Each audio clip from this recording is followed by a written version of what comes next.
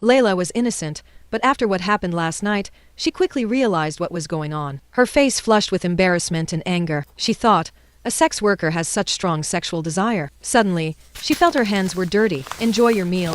Layla hurriedly stood up, but having knelt for too long, her legs were sore and numb, and she had no strength, so she directly sat on Samuel's lap. Layla's face turned bright red with embarrassment, and she quickly propped herself up, her hands landing on either side of Samuel's shoulder. Samuel was bewildered, finding himself with Layla suddenly sitting on his lap in such an ambiguous position. Layla was on the verge of tears. Their faces were very close. Her eyes filled with panic as she nervously bit her lip. Samuel's deep eyes, sharp and sexy, burned into her heart. Her heartbeat was racing. The young girl's fragrance sprayed onto Samuel's face, like a feather tickling his heart, making it itch. He was always a man of few desires, and he considered sexual desires to be the most base, but at this moment, her lip-biting expression made him want to kiss her. Samuel wondered, could it be that a man feels particularly different about the woman he has his first sexual encounter with? Samuel stared at her red lips, his eyes dazed. He was enchanted and about to kiss her when Layla pulled away, her legs finally not as sore. Samuel kissed the air and smiled wryly. Do you think you can leave after wetting Mr. Holland's pants? Joseph propped his legs on the coffee table,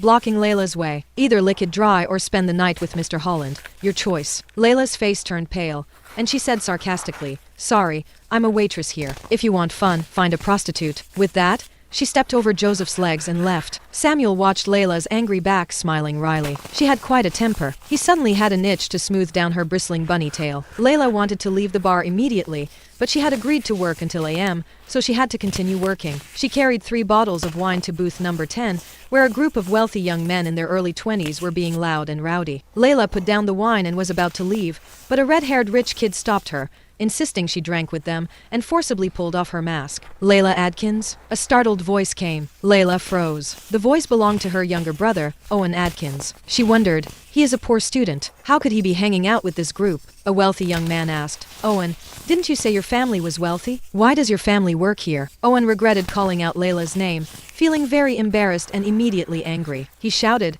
is this what you do for your part-time job? Have you no shame? Layla felt hurt by his accusation and said, I'm a waitress here. It's a legitimate job. Owen said, in places like this, as long as you pay, you can make a girl do anything. Everyone knows. Layla sneered. Really? How much can you pay? Right. You often steal my money. The wealthy young man said, so you were pretending to be rich. No wonder you always said you were going to the bathroom when it was time to pay. Liar. Owen's face was full of shame and anger. He retorted, she's slandering me. Don't believe her. The wealthy young man advised, how about letting her spend the night with me? And I won't expose you. Owen said without hesitation, do whatever you want with her. Owen. Layla was furious. Owen remarked, you came here on your own, so you deserve it. Owen is so bad. Let me take care of you. The red-haired rich kid reached out to hug Layla, and in a panic, she kicked him hard in the shin. The red-haired rich kid cursed and raised his hand, trying to slap her. Layla curled up in fear, but his hand was stopped mid-air. All they heard was the red-haired rich kid screaming in pain, let go. My hand is going to break. It hurts so much. Layla looked up and saw only Samuel's jawline. Strong and imposing, he stood behind her like a king. Layla was shocked. She didn't expect him to step in and save her. Samuel released the almost broken hand. Who are you to meddle in my business? The red-haired kid clutched his hand in anger. No one dares to talk to me like that. Samuel furrowed, his tone cold and domineering. A man said, sir, he's Mr. Holland. We should leave now. Mr. Holland? I'm sorry. I'm sorry.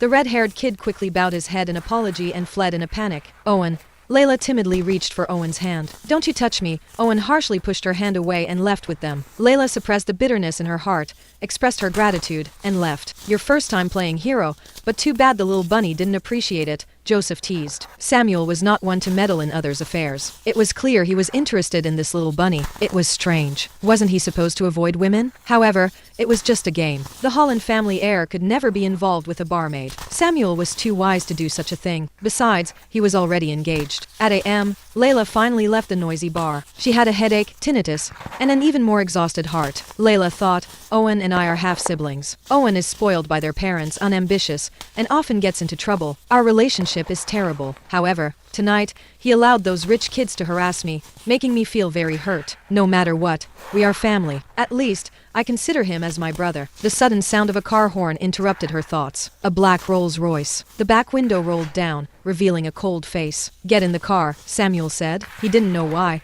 but he was worried she might get bullied, so he had been waiting here. Seeing Layla walk out looking saddened, He couldn't help but call out to her. She thought, it is him again, the sex worker. Layla was in a bad mood and didn't want to get entangled with him. Layla quickened her pace, hearing the sound of a car door opening behind her, and started to run. Samuel remarked, either get in the car willingly, or I'll drag you in. He grabbed her backpack from behind. Let go of me. Layla struggled. Still trying to run? Do you believe I'll break your legs? Samuel angrily pressed her against the wall, pinning her hands above her head. Women always flocked to him, but this was the first time he had chased after a woman. She had broken too many of his firsts. At this moment, Layla was like a bird with broken wings, only able to twist her body. She shouted, let go, or I'll call the police. Samuel said, try it. Layla's eyes flared with anger. She said, who do you think you are? You're a sex worker. What are you so arrogant about? She still thought he was a sex worker. Samuel suddenly became curious about her reaction when she found out his true identity. It would be quite a show. Samuel ordered,